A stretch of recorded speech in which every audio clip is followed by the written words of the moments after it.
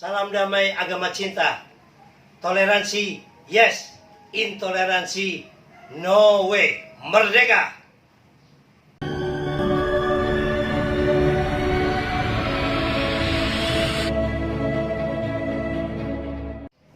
Alhamdulillah, tiada ungkapan dan kata kecuali Alhamdulillah, mengucapkan puja-puji syukur kehadirat Allah, Tuhan Yang Maha Esa, yang mana acara webinar Agama Cinta edisi ke-87 ini dapat berlangsung dengan lancar dan apik.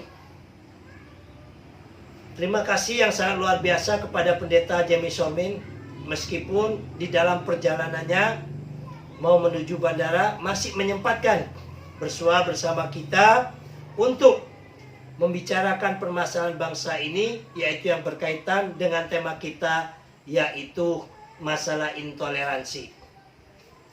Dan juga terima kasih kepada Bang Maret selaku Ketua JPKP dan juga sekaligus pendukung acara. Dan juga terima kasih kami kepada senior kita Pak Petrus Celestinus dari Koordinator Tim Pembela Demokrasi Indonesia atau TPDI, dan juga Tim Advokasi dan Bantuan Hukum Rumah Kebudayaan Nusantara atau RKN. Begitu juga sebagai pendukung acara ini. Dan juga kepada semua partisipan yang tidak dapat kami bisa sebutkan satu persatu. Luar biasa apa yang disampaikan oleh narasumber kita, Dr. Abdul Jamil Wahab, MSI, ya, dari Badan Riset Inovasi Nasional BRIN, yang mana dulu di Kemenak, sekarang di BRIN. Alhamdulillah naik pangkat. Mudah-mudahan terus dikasih pangkat derajat, ya, yang lebih tinggi oleh Allah. Tak kalah menariknya puisi dari sang sufi kita, Habib Jakbar, sang sufi musafir, saat ini musafir di Batam, ya, terdampar di Batam atau dapat surga di Batam ini, ya. Dan juga kepada moderator Bang Joni Latuheru dari Maluku for Jokowi, para hadirin, para undangan, para peserta semuanya yang kami cinta sayangi. Mungkin untuk kesimpulan dan harapan, intinya adalah kita semua yang hadir di tempat ini meminta kepada aparat penegak hukum untuk menindaklanjuti pidato daripada Presiden Jokowi. Ya, coba Mas Nurul dihidupkan sebentar videonya Presiden Jokowi agar jadi perhatian kita semua. Kebebasan beribadah dan kebebasan beragama. Ini hati-hati. Ini yang beragama Kristen, Katolik, Hindu,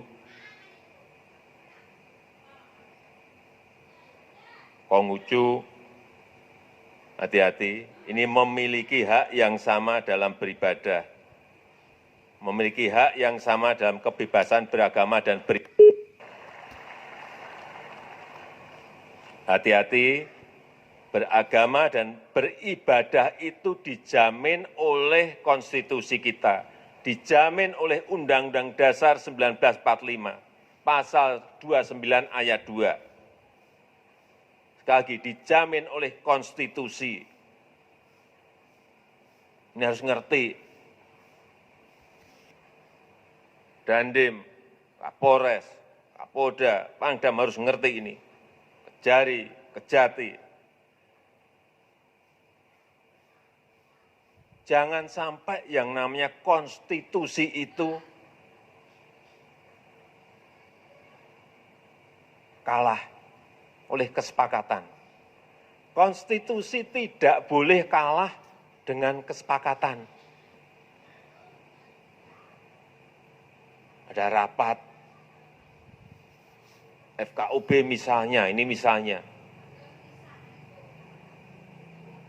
Sepakat tidak memperbolehkan membangun tempat ibadah. Hati-hati loh. Konstitusi kita hati-hati loh.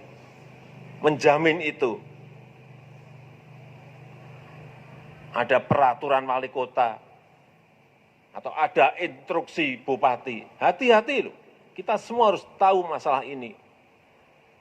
Konstitusi kita itu memberikan kebebasan beragama dan beribadah. Meskipun hanya 1, 2, 3 kota atau kabupaten, tapi hati-hati mengenai ini.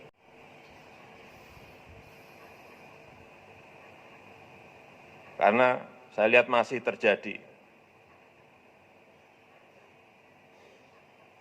Kadang-kadang saya berpikir sesusah itukah orang yang akan beribadah.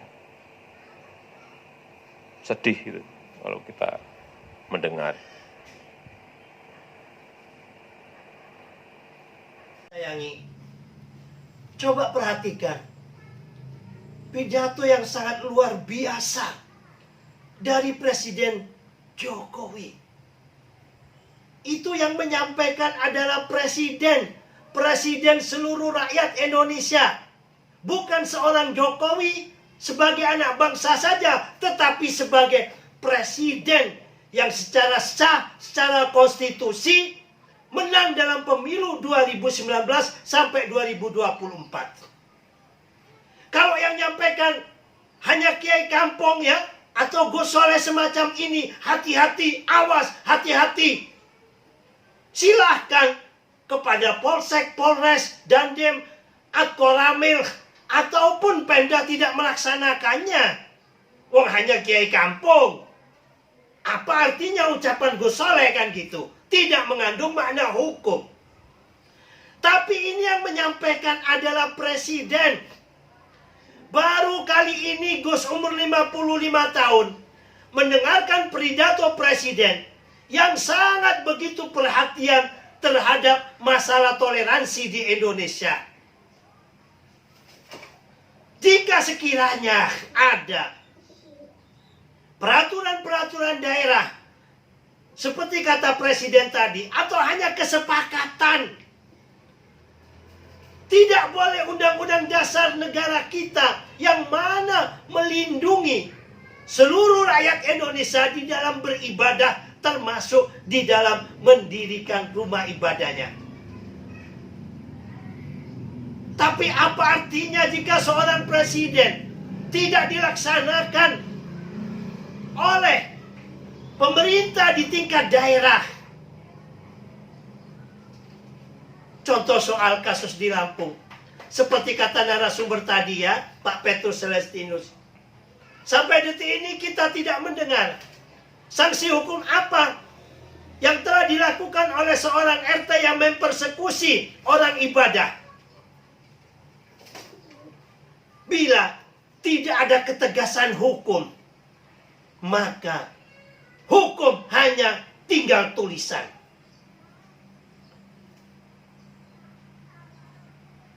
Sahabat Indonesia yang kami cinta sayangi, ayo, jika saat ini perkara SKB belum juga kunjung dicabut, kami himbau kepada saudara-saudaraku muslim,